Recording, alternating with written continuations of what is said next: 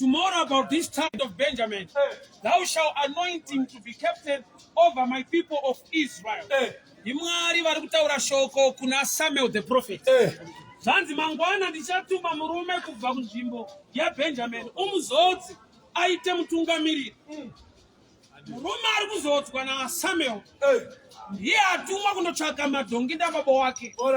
Haana kutumwa kumba kwaSamuel, akatumwa kundotsvaka madhongi. Chakaita vaende kwaSamuel vanga vashayiwa madhongi. Kurati kushayiwa kwakamukonekta kune kwaari kutsvagwa kune nyasha dzeupenyu hwake. Vazhinji we associate kushayiwa kana kushaya kana kutambudzika nekungoti pane mweyechina iri kundirwisa.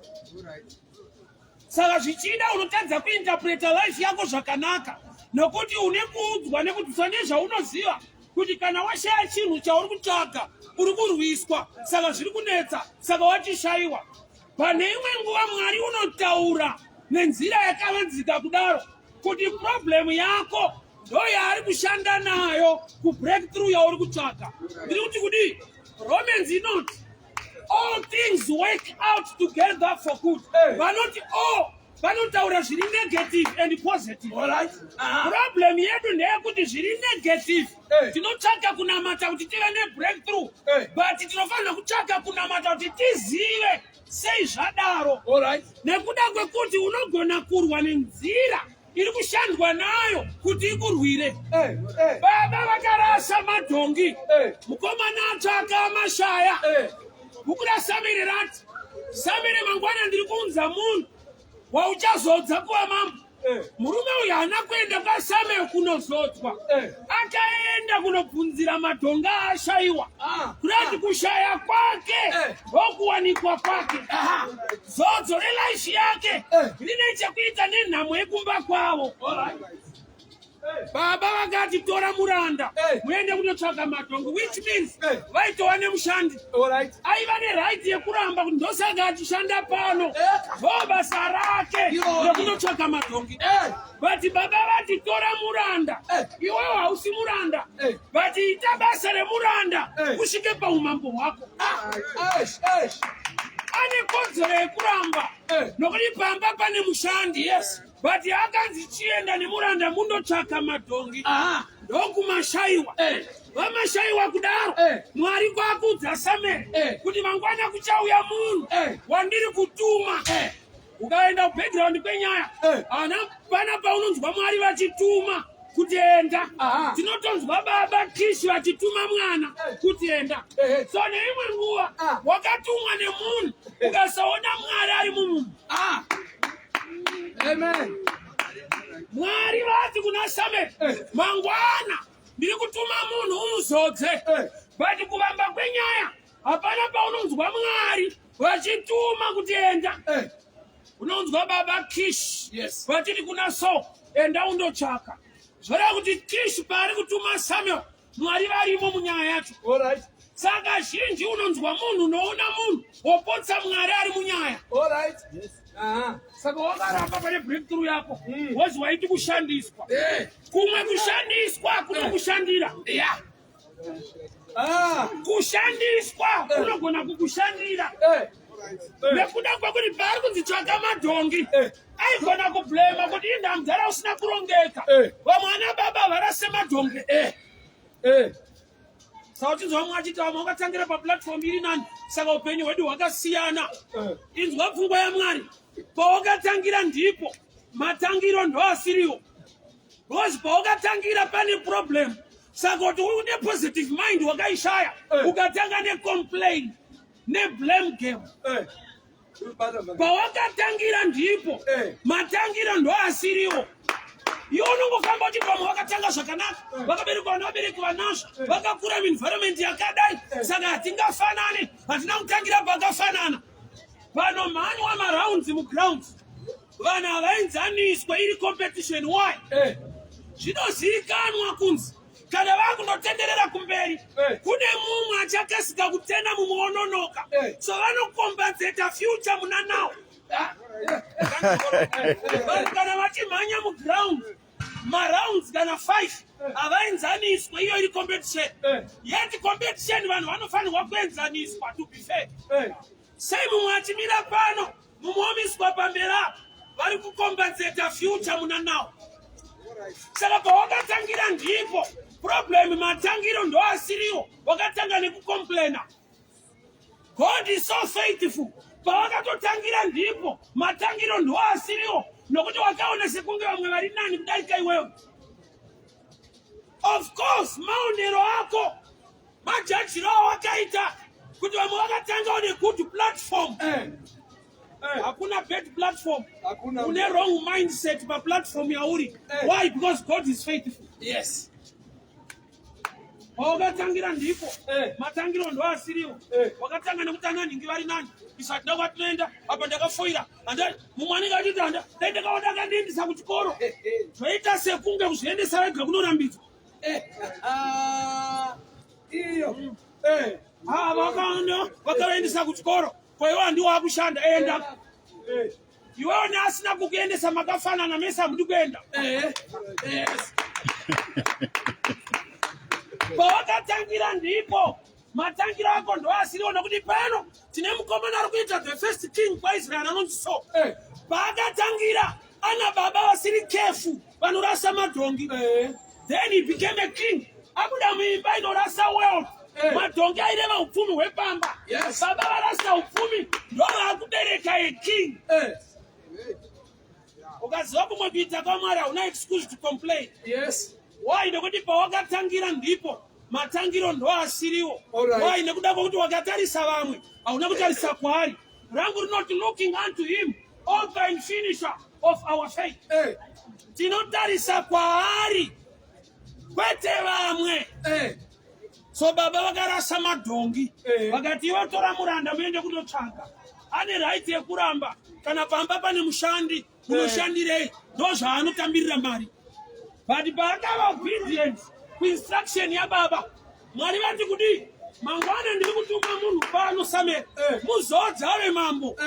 Pane paunonzwa mwari vachituma here so hapana but mwari vari kuklema kuti ndiri kutuma munhu munani muna baba vake.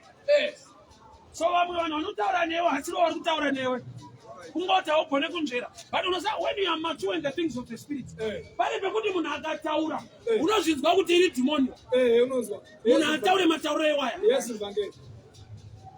Kuna baba vakaya kuna Jesu vakati mwana wangu kana zvamubata zvinomuisira mumoto kana mvura vari kubvuma kuti ehe mumoto anowira hake but haisi choice anenge atobatwawo kana zvamubata kwete kuti kana abata kuda kuti vari kucheresa mwana wavo kuti ukaona madrugs haisi choice anenge abatwawo kuti zvizomubata kana zvamubata kuti ndaanyatsoongorora nyaya haasiri anosarudza kuwira mune izvi but zvinomubata zvomuwisira. Saka tine vanhu vatakajaja kuti vane poor choice sei achiita zvakati iye akatobatwawo nezvakamumekera choice on his behalf. I respect Job. Job akapiwa recovery yelife yake naMwari pazvese zvaakarusa. Chinhu wani chiri outsending chaasina kuita haana kudivorca. There was room for divorce. Yes. Imagine kuita madam vekuti kana warwara vanoti tukai Mwari mufe. Ukaona your lover, your partner akushwira rufu rwako haasi wetu kuramba inewe.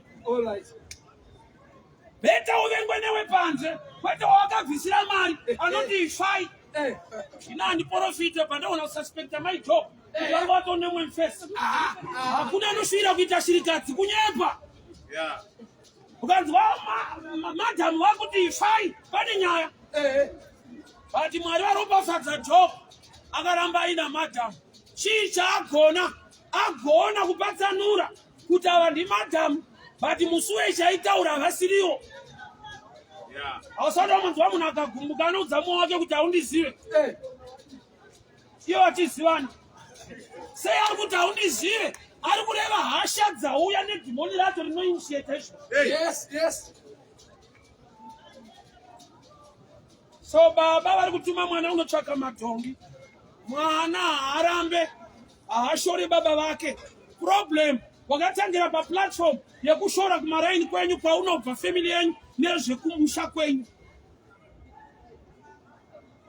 Vamwe vakarongeka avarasi madhongi, imi pano maangoswera mirasa madhongi muchititsvagisa.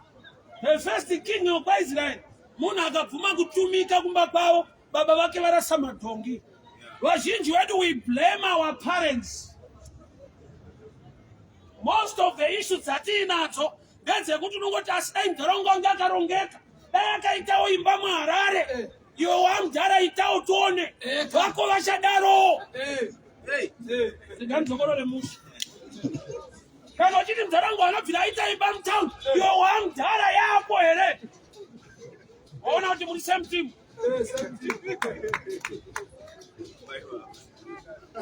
Endo kazozvitarisa situation yake nemamirire ezvinhu anga asiri right kuti pabude chinhu ichocho. Iwo tori pabetter platform ende hapana chabuda. So akatumwa unotsvaka madhongi akawirirana nazvo. Mwari vakaudza Samuel kuti ndiri kutuma munhu wauchaita mambo. Umwe umambo wakarigwa muuranda ukagona kuandastenda kutaura kwaMwari. Hakusi kushandiswa, hakusi kuitiswa. Zvimwe zvacho unenge utangori kuabhuswa, but Mwari vachida kuburitsa umambo huri mauri. I'll give you one example. One day ndakaenda kunoparidza nhamo. Vanhu vana ndisingavazive, they just follow me on Facebook. Ndokubva andifonera munhu wacho ari kuUK akati kwaita nhamo kuWaterfalls, hakuna mufundisi ariko wanga wasingaende kuchechi. Please just go and preach. Tibatsiraiwo. To me it's not a big deal. Why? It's a platform to preach Christ. Yes. Ndaenda ndashumira kunhamo. Ofa iyoyo yanga yakumbirwawo vamwe vanotiremekedzwei vasingaite zvenhamo. Vanoda platform ine presentation ine respect kuchati. Yakuti kana wasvika unopiwa mvura ugamuchirwa ndo zvavaidawo. Isu tinoita zvese. Ndokubva taenda. Yaiva nyaya yekunoparidza panhamo. The same man last year he invited me to London and I was in London. Yes. Nekuda kwerufu. Nhamo. Hapana mamadhira atakaita kungoenda kunhamo unoguma waUK. You are hudi zvenhamo. And we are praying God for something big. Yes. Urikutrasta kuti Mwari vachakuitira zvikuru. Saka pese panoya chinenge chidiki unotonzwa kuti haasati aita Mwari wangu hazvisi. Kune vakatsvaga madhongi vakaguma vamadzishe. Imwe yauri kunamatira Mwari vakatoiunza. But problem yako une class nelevel. Mukadzi weSamaria akawana opportunity yekusangana naJesu. Akabva anyima Jesu mvura. Ndokubva atoudza Jesu wacho kuti takamirira Mesaya. Mesaya achauya. Achitaura naMesaya akauya. Kuti weda achauya. Chii chamutadzisa kuona vaiva netsika yavo maSamaria nemaJudha haadyidzana. Saka Mesaya vanomuda, but vanoda kuti auye ari kusaidhi kwavo. Saka dzimwe nguva Mwari vanounza mhinduro isiri kusaidhi kwawaitarisira. You need spiritual eyes to see the things of the spirit. Mwari vakaviga zvinokosha mudziyo wefu. There are times yekuti you are missing. Pane nguva yekuti chawakanamatira chakatoita. Wasada unzwa munhu achita mhinduro yashe inononoka. That's a lie. Vanhu vanononoka kuziva kuti Mwari anopindura sei. Unogona kumirira zvakaitwa. Unogona kumirira zvawakapiwa. Kunonoka kudiscover. Hazviva kuti hakuna kuitirwa. Ndakaita grade 7 1988. Ndopana yaita grade 7. So tainyora inonzi content. Vaibvunza kuti tudze 2 or 3 countries dzine diamond muSADC. Waitokanyora Zimbabwe pamukore wedu waichekerwa. Tone chikwete tikani maticha iwaya. Why mamwe madofara fanomakira vanhu. Tesati zive but not hati nishashate zaitomakira vanhu. Kureva kuti kunonoka kuziva hazvina kuti hamuna. Vaunoti mhinduro yashe inononoka. Ndiwo uri kutononoka kuziva kuti vanopindura sei. Mukomana amachiwa pakupimba wasikana akapfimba musikana akaramba. Unoona anouya achifara kuti zvaita. Kuti aramba pane karambiro kekuti zvaita. What are we saying? No, nokudza kuti bo. Iyari no. Kwaita no anoti no zvishua. Kwaita no anokudza kuti tiri kutamba netime but zero. But it takes somebody who is mature to interpret. Yes. Inamai vangu vaiti pakavaenzi ukaita musikanzwa waitariswa. Kwete kurohwa waitariswa. Wainterpreta wega kuti pacharohwa munhu. Waipiwa ziso rinokudza kuti vachaenda. Kuda kuti ivhini maziso anotaura. Saka unoti mindiro yashe inononoka. Inyaya kuti uri kunonoka kuziva vanotaura sei. Do you know that God can speak through a situation? Wakada kuti pauye munhu anokuprofita anotaura izvi. Vanoitika a situation yekuti ukagona kuinterpreta. Vanhu vaifamba naJona vaifungidzira kuti imhepo. Haisi mhepo ndiMwari. Pavakatoburitsa Jona, mhepo yakapera. Yeti chinhu chavaita ichi varikuenda vachitya tanyudza munhu. Gamba mabatsira munhu kuti aende kwaanofanirwa kuenda. Problem takajaira mabhoti. Hatina kujaira kumubvita kwaMwari. Saka as long usiri mubhoti rewo wakajaira unofungidzira kuti hazvichaita. Vanhu vane mabhoti avo vane tsika dzavo nezvinhu zvavo. Ende vanotoziva kuti ukabuda muzvinhu zvedu hakuna kwaunoenda. Ndakati ane right yekuti hauna kwaunoenda kana tisinewe ndiMwari chete. Yes. Men can reject you, but God is so faithful. Wabuda mubhoti ravo kuti ndibva unoenda zvakadaro. Unenge watochinja transport kwete kuti hauchaenda. Mwari haapererwe nemazano nenyasha. So mukomana uyo akatumwa anotsvaka madhongi. Baba vake varasa madhongi. He's not a careful man. Yes. Vamwana baba havarase, but imba inorasa madhongi ine ushe. Saka pamwe pacho we always complain. Mwari andiso munhu yakanaka, yakazodai. Inzwa. Tine vanhu vane maproblems. Vanogona kumavanza zvokuti vanoyemurwa nevanhu vari bheta ivo vari wese. Yes. Nekuda kwokuti vanogona kuhaidha maproblems avo. Some people are mature to that level. Akatoita dambudziko unofunga kuti haana. Why havachemeri pese pese? Havaudze wese. Do you know what you need wisdom? Kuziva zvekutaura at a certain time. Kune vanhu vasingadeserve your truth. Yes. Ipa kutaura nhema kwakaipa. Chimwe chokwadi chacho chakatoipa kudarika nhema. Chimwe chakakubetray. Kusaunderstanda kuti wadiri kuudza anodeserve chokwadi chacho here. Ndosaka Samson akanyepera vanhu. Akati simba rinobva kupi? Akati mubvudzi.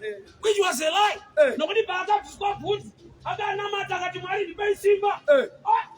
Andozva kuti rinobva kuna Mwari. Paakatogerwa haana kuti laenda. Akanamata akati Mwari ndipei simba zvakare. Saka sei akavanyepera kuti rinobva mubvudzi. Aida kuti vakamubvisa bvudzi kana vamuslepa agone kuuraya vakawanda. Some people they don't deserve your truth. Paakati simba rinobva mubvudzi aivavhara. Nokuti paakagerwa marasta aenda. Bhaibheri rangu rinoti akazonamata akati God restore me back my power. God, not my hair. Yes. Saka wambonyepera kuti rinobva mubvudzi kuitira kuti vakandibata vaungana vachipembera ndikaziva parinobva ndikashedzera zvakare ndinouraya vakawanda. Yes. That's wisdom. Chokwadi achitaurwe pese pese kumunhu wese wese asingati deserve.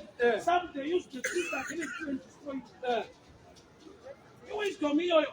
Rega Abraham audze mumwe mambo kuti mukadzi uyu hasi mukadzi wangu ndisisi. Why aitoziva kuti uyu anotanga kutorera mukadzi anokuuraya futi. Saka a killer does not deserve your truth. Panotoda integrity kumupe truth yacho. Iwe munhu wese wakamudza nyaya yako. Ndoda kuti vanhu vaninzwisise. Vamwe ukatovaudza izvozvo havanzwisise wese. Indaiti munhu anovengerwa kuita zvakaipa. Unogona kuvengerwa kuita zvakanaka. Ndaiti munhu anovengwa nokuti ane nhamo. Unogona kutovengerwa kubudirira. ndiyari kuti pedza musha muno muzvinhu zvese atiuraya iye menyu yasumuka murwe maoko munoshedzera kuti ari kuti pedza ukatambura futa wari kukuona sachiona une rimwe gurupu rehamara usina kuepo itamari uone unonzwa kuti edet tambire muzukuru zviana singuru mutauni muno vanhu ndo zvavari saka kuti vanhu vanondivengerei every side rinovengesa kuwana kunovengesa nhamo inovengesa so akatuma unotsvaka madhongi hana kukomplaina akaguma mambo kumwe kuitiswa kune blessing Yes. problem yako ukangopiwa mindset iyoyo kuti handitye chine mundozviitira zvinhu zvangu baba rinoti kudii kumbira unopiwa tsvaga unowana gogodza unozarura ikanimbobadza zvinhu izvi pari kunzi kumbira unopiwa ndiye Mwari anokupa ability yekutsvaga kuti uwane asi ari zvinhu zvaanozovata uzviwane kana ukatsvaga zvakatowanikwa nevamwe kudhara zvapa level yekuti ungokumbira chete ende kukumbira manje kune skill wakamboona munhu anokumbira doro mubhawa akaona munhu akabata koti asvika ati hatitengere muri kunwa mega anobhiga ane koti muri kurowa wakavhenekwa mudhara kumbira itori skill wena unawo ndichangu tageti yako isikatirapo kanyatsi kauri kutsvaga kange wabhiga koti iskill wasvika kuti muri kunwa mega tioneiwa rimikidzani koti munhu hamene zvaanonzwa akaremekedzwa unonzwa wabvunza yega saka mufana wangu uri kuita sei anyatsi munharaunda tsvaga unowana kutsvaga kune skill futi gogodza unozarurirwa kugogodza kune art nokuti pamwe pacho unonoka zvekuti vanowedzera ukiya nekutya vanofunga kuti ipolisi